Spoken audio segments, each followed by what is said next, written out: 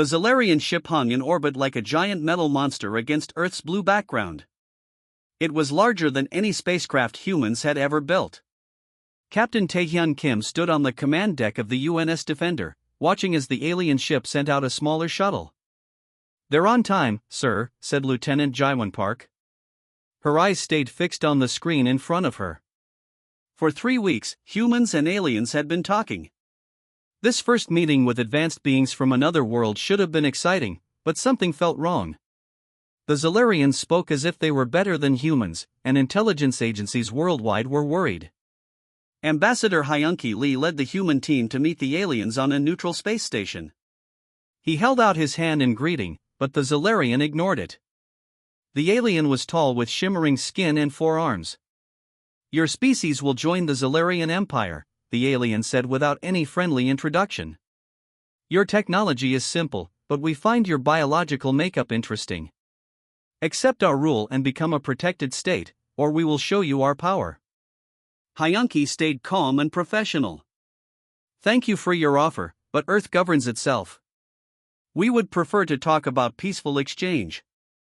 "You don't understand," the Zalarian interrupted. "This is not a discussion." Captain Taehyun received the report of the failed meeting with a grim face. "So they think we'll just roll over and submit?" he asked his officers.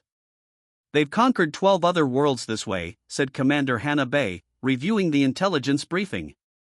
"Most pre-spaceflight civilizations. They've never faced resistance." "Humans aren't known for submitting easily," Taehyun replied. 3 days passed with tense silence. Then, without warning, Tranquility Base on the moon exploded in a flash so bright people on Earth could see it. 576 men and women who had been mining lunar resources died instantly. A message from the Zalarians followed: "This minor correction demonstrates our power." "Your answer?" Captain Taehyun watched the emergency broadcast as families of the lunar colonists wept. World leaders gathered at the United Nations. For once, countries that normally fought each other agreed completely. "They killed innocent people to make a point," said General Minjun Ryu at the military briefing. "They expect us to surrender now." "Then they know nothing about human history," replied Admiral Salman Kong. "We've been fighting each other and ourselves for thousands of years. We know war better than they can imagine." In secret bunkers deep beneath the Earth's surface, military leaders revealed what few civilians knew: humanity had been preparing for this day. Hidden shipyards in asteroid belts, weapons systems disguised as research stations, and soldiers trained for space combat already. "The Zalarians think we're primitive," said Defense Minister Juno Park. "Let them think that right until we strike back." Captain Taehyun received new orders. His ship, the Defender, would join the first wave of counterattacks. As he told his crew, he saw determination in their eyes. "They think this is a simple conquest," he told them. "They've never faced humans before. We are the species that turn war into a science. We are the people who fight hardest when cornered." The United Nations Security Council vote was unanimous. Their reply to the Zalarian vessel was short: "You chose war. Humanity accepts." As the message was sent, Captain Taehyun ordered his ship to battle stations.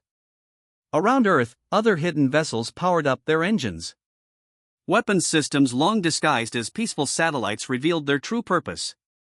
"The Zalarians believe they're teaching us about power," Taehyun said quietly to Lieutenant Jaiwon. "But we will teach them about war." The Zalarian commander received the human response with confusion. These primitives should be begging for mercy. Instead, they were accepting? Before he could consider what this meant, his sensors detected movement. Not just 1 or 2 ships, but hundreds, appearing from hidden bases around the solar system. The Zalarians had started this with casual cruelty, expecting an easy victory. They didn't understand they had awakened something ancient and terrible in the human spirit: the will to fight against all odds, the refusal to submit, and the knowledge of warfare born from thousands of years of practice. As Captain Taehyun gave the order to advance, he thought about the lunar colonists who had died. "You chose the wrong species to bully," he whispered as the human fleet moved forward as one. "Now we'll show you how war is really done." High Commander Tails sat in his command chair, feeling pleased with himself. His ship floated above Earth, powerful and untouchable. The humans would surrender soon after seeing what happened to their moon base. That's how it always worked with primitive planets. "Status report," he ordered.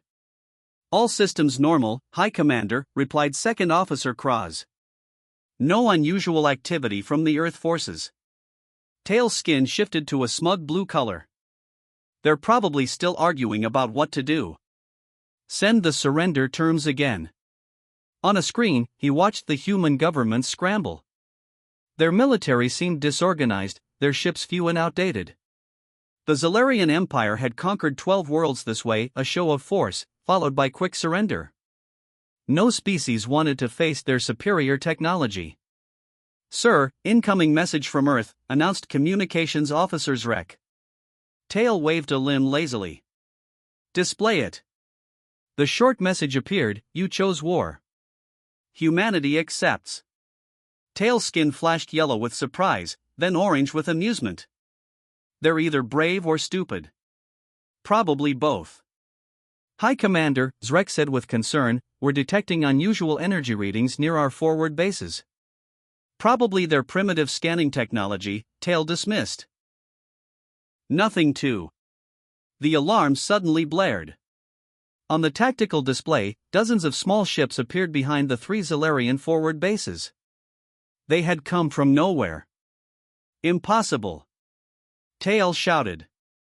"Where did they come from? How did they avoid our sensors?" Far from Earth, Commander Minyoung Choi stood on the bridge of the UNS Vengeance. The ship was humanity's best-kept secret, built inside an asteroid along with 50 others just like it. "All ships, execute Operation Thunderbolt," she ordered calmly. "Precision strikes only. We want their technology intact." For 20 years, she had prepared for this moment. When a Zalarian scout ship crashed in the Gobi Desert, world leaders decided to keep it secret. Scientists studied the advanced technology and built ships that could hide from Zalarian sensors. "The element of surprise is ours," Minyoung told her crew. "The Zalarians haven't fought a real war in 2,000 years. They've forgotten what it means to face an enemy who fights back." Human fighters flew toward the alien bases with perfect coordination. The Zalarians had never needed strong defenses against their usual victims. Their sensor systems looked for big energy readings, not the small, quiet ships humans had designed. Captain Jinwoo Park led the first fighter group. "Target their communication arrays first," he ordered. "Then weapons, then engines." His fighters fired precisely, disabling rather than destroying the Zalarian base. Other fighters did the same at the 2 other bases. On Tail's command ship, panic spread. "We've lost contact with all 3 forward bases," Zrek reported. "Enemy forces have boarded Base 1. Tail's skin turned ash gray. "How? How did they have this technology?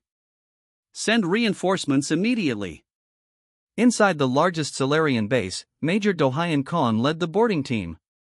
His soldiers moved with practiced skill through the alien corridors. "Command center ahead," he said quietly into his helmet microphone. "Remember your training. Disable, don't kill if possible." The human soldiers burst into the command center. The Zalarians, shocked by the attack, didn't have time to react. Dohyan's team quickly secured the room, capturing the aliens without firing a shot. "Find the commander," Dohyan ordered. A tall Zalarian with senior markings was trying to delete information from a console. Dohyan quickly stunned him with a modified weapon. Sub-Commander Vrex, according to his uniform, reported Sergeant Haeun Lee, highest ranking officer on the base. When Vrex woke up, he found himself secured to a chair. Dohyan stood in front of him with a translator device. You can't do this," Vrex said, his voice shaking. "This is impossible." "Yet here we are," Dohyan replied calmly. "You can't possibly understand what you've done," Vrex hissed through the translator. "The Empire will obliterate your world for this." Dohyan tightened the alien's restraints. "You fired the first shot. We're just better at this game than you expected." Back on his command ship, High Commander Tail watched in horror as human forces took control of all 3 bases. His perfect career was crumbling. The Empire had never failed to conquer a planet before. "Send a message to the Imperial fleet," he ordered. "Tell them." He paused, hating what he had to say. "Tell them we need reinforcements. These humans are not what we expected." As the message went out, Tail didn't know that human hackers were already inside his communication systems, reading everything. The Zalarians had never needed strong cybersecurity before. Commander Minyoung smiled as the intercepted message appeared on her screen.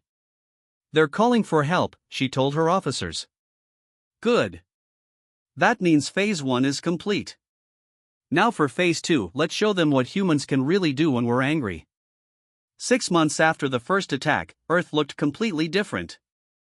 Factories that once made cars now built spacecraft parts. Farmland grew food to feed soldiers. Even the air felt different, full of purpose and determination. Colonel Jai Hyun walked through the underground command center in what used to be Switzerland. Around her, officers from countries that had once been enemies worked side by side. Russians and Americans shared coffee. Chinese and Indian technicians solved problems together. The common enemy had united humanity in a way nothing else could. "Our next briefing starts in 5 minutes, her assistant reminded her. Jai-Hai nodded and entered the main strategy room. Military officers from 20 countries waited for her. Some wore traditional uniforms, others the new standard Earth Defense Alliance outfit. "Thank you for coming," she began, standing before the large screen. "Today we review our progress and plan our next steps." She showed images of Zalarian ships and bases. The Zalarians haven't fought a real war in over 2,000 years. Their empire grew by scaring planets that hadn't even reached space yet. But humanity? She smiled slightly. "We've been getting better at war since we picked up the first rock as a weapon." The officers nodded. Earth's long history of conflict was now its greatest strength. In 6 months, we've destroyed 37 Zalarian ships and captured 15. They've destroyed 22 of ours, but we're building new ones faster than they are. Above Earth, in a hidden orbital shipyard, Director Sun Wukwan floated in zero gravity, watching workers assemble a new type of warship. The vessel combined stolen Zalarian technology with human ideas. It looked strange, part alien smooth curves, part human angular design. "Will it work?" asked General Daehoon Park, who had come to inspect the new ship. "Better than either of our technologies alone," Sunwoo replied. "Their shield technology uses predictable energy patterns. Our engineers found they're weak against random frequency changes. Something we've used in electronic warfare since the 21st century." He pointed to a modified weapon system. "This looks like a standard human missile launcher, but inside are components from Zalarian shield generators, reversed to create a wave that cancels their defenses." The general looked impressed. "How many of these ships can we build?" "1 per week now. Soon, 2 per week. The Zalarians have specialized planets for different parts, 1 for engines, 1 for weapons. When we hit their shipyard planet last month, we hurt their production badly." Sunwoo smiled. "But humans? We adapt. A factory that made washing machines last year now makes spaceship parts. A car plant now builds fighter engines. We're using everything we have." Far from Earth, near Jupiter's moon Europa, Captain Minji Lee prepared her team for their most dangerous mission yet. Her Special Forces unit specialized in capturing Zalarian ships by boarding them. They called themselves the Ghosts because they seemed to appear from nowhere. "This is our target," she told her 20 soldiers, showing a hologram of a Zalarian command vessel. "Bigger than what we've taken before, but the layout is similar." Her soldiers wore modified Zalarian environmental suits, captured in earlier raids and changed to fit human needs. They had added armor in key places and removed the bulky parts that slowed movement. "Remember, they talk to each other with their minds when they're close," Minji explained. "But they can't read human thoughts. This gives us a big advantage in surprise attacks." Sergeant Hyunbin Cho raised his hand. "What about their new security measures?" I heard they've added more internal sensors. Good question, Minji said. Their sensors look for weapons and technology.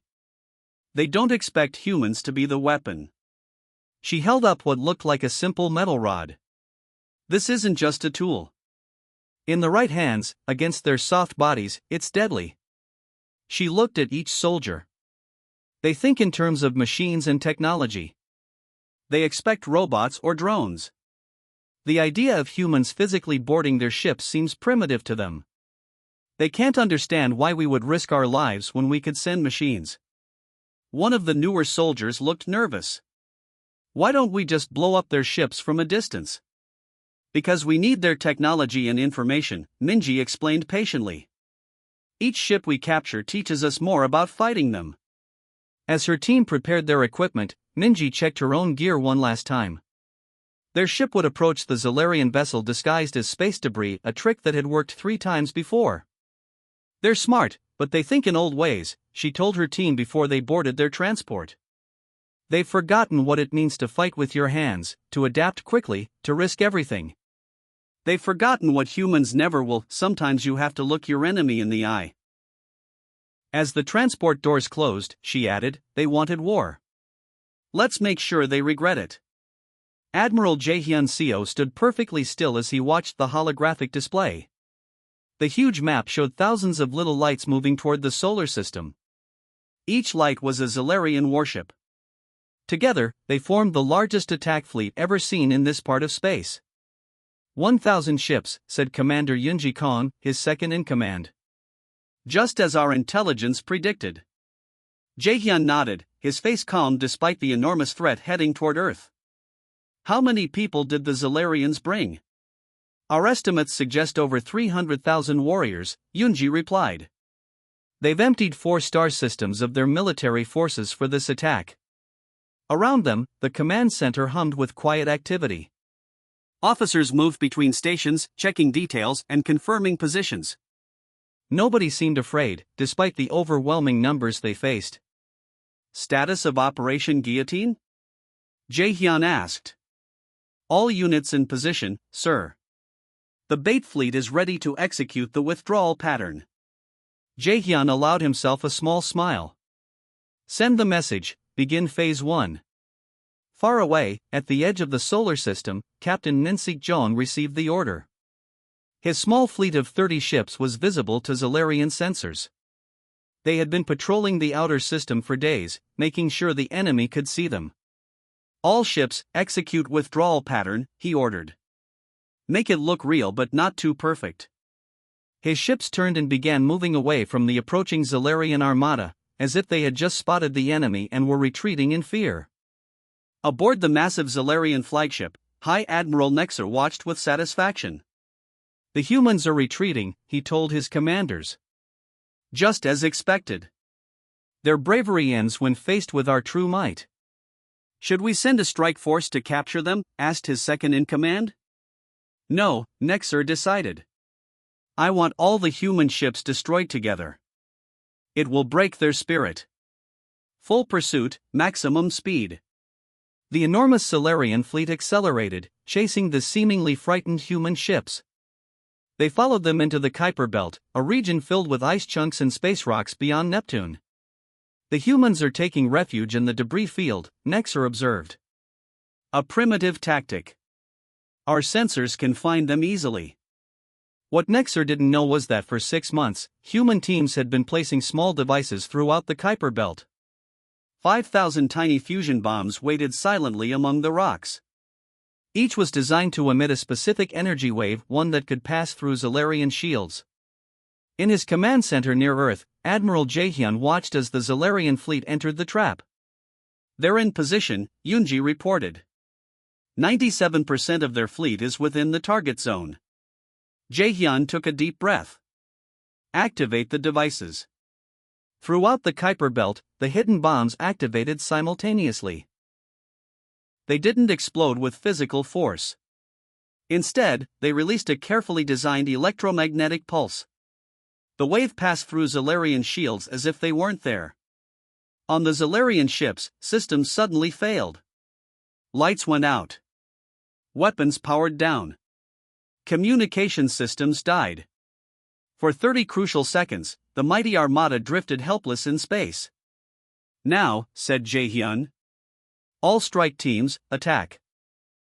From hiding places throughout the Kuiper Belt, 200 human vessels appeared. They had been there all along, engines cold, waiting for this moment. Each targeted a specific Solarian ship, focusing on command vessels. Captain Minji Lee led the first attack group. Target their communication arrays first, she ordered. Then weapons. Don't destroy them if you can avoid it. We want captures, not kills. Her ships darted between the confused Solarian vessels, firing with surgical precision. Other human strike teams did the same, creating chaos throughout the enemy fleet. Aboard his flagship, High Admiral Nexer watched in disbelief as his sensor array showed his perfect formation falling apart. Restore power, he shouted.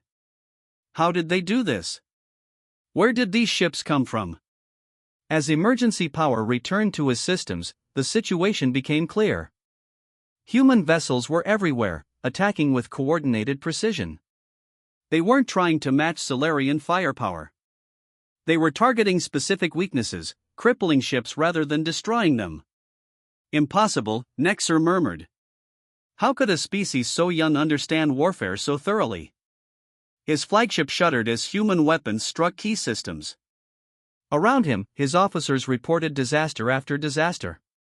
Admiral, Group 7 is completely disabled. Admiral, we've lost contact with 30 command ships. Admiral, small human craft are boarding our disabled vessels. As Nexer struggled to regain control of the battle, a terrible realization hit him. The humans weren't fighting like beginners testing their first weapons. They were fighting like a species that had spent its entire existence mastering the art of war. Pull back, he finally ordered. Regroup at the outer marker. But it was too late. The carefully organized Solarian fleet had broken into confused groups, each trying to defend itself. The battle plan was in ruins. In his command center, Admiral Jae-hyun watched the Solarian forces fracture. Signal all forces, he ordered. Execute Phase 3. Let's finish this. President Ji-young Kim smoothed the front of her formal uniform as she prepared to enter the meeting room. 2 years had passed since the Solarians had first appeared in Earth's orbit. 2 years of war, sacrifice, and hard-won victories. Are you ready, Madam President? Asked Admiral Jae-hyun Seo, standing beside her.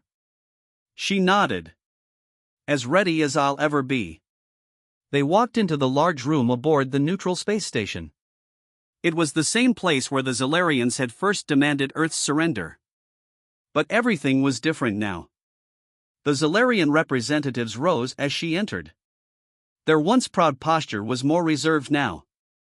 Beside them sat beings from other worlds, blue-skinned Midorians, the insect-like Tavari, and others.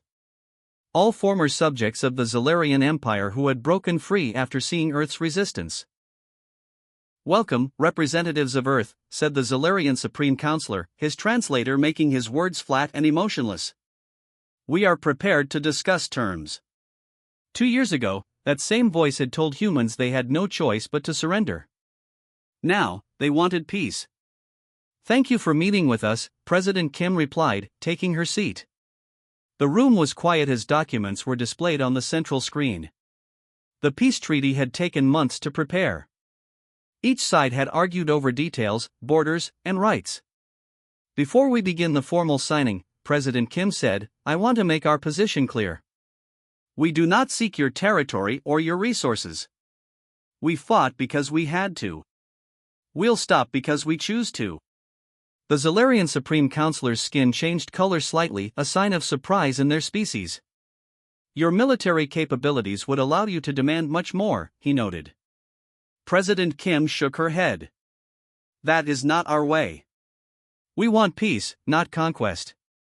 The treaty signing proceeded smoothly. Each leader placed their mark or signature on the document. It acknowledged human sovereignty and set borders between Earth's space and Solarian territory. Most importantly, it recognized the independence of 6 former Solarian subject worlds. As the ceremony ended, representatives mingled in the room. Admiral Jaehyun spoke quietly with military leaders from the freed worlds, exchanging stories of battles fought. The Zalarian Supreme Counselor approached President Kim as she stood alone, looking out at the stars. "May I speak with you privately?" he asked. She nodded, and they moved to a quiet corner of the room. "In 10,000 years of expansion, we never encountered a species like yours," the alien admitted. "You've changed the galaxy's understanding of warfare." "How so?" she asked. "We thought war was about superior technology and numbers. Your people showed us it's about intelligence, adaptation, and will." His voice seemed almost respectful. "You fought differently than any species we've known." Kim nodded solemnly. "War isn't about who has the biggest ships or the most advanced weapons. It's about resolve, adaptation, and knowing what you're fighting for. Humanity never wanted this conflict, but when forced, we finish what others start." The Zalarian was quiet for a moment. "Your species is young, yet you fought like ancient warriors. Why?" "Because we've been fighting ourselves for thousands of years," she replied simply. "Every weapon, every strategy, every tactic you saw, we perfected those fighting each other. Now we're trying to find a better way forward. Together." Later, as the Earth delegation boarded their ship to return home, Admiral Jaehyun stood with President Kim at a viewport, watching the stars. "Do you think the peace will last?" he asked.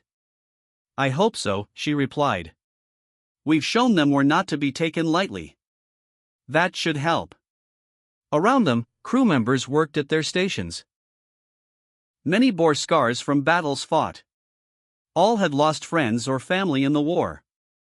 "We entered this fight as one small planet against an empire," Jaehyun said. "We ended as a respected power in the galaxy."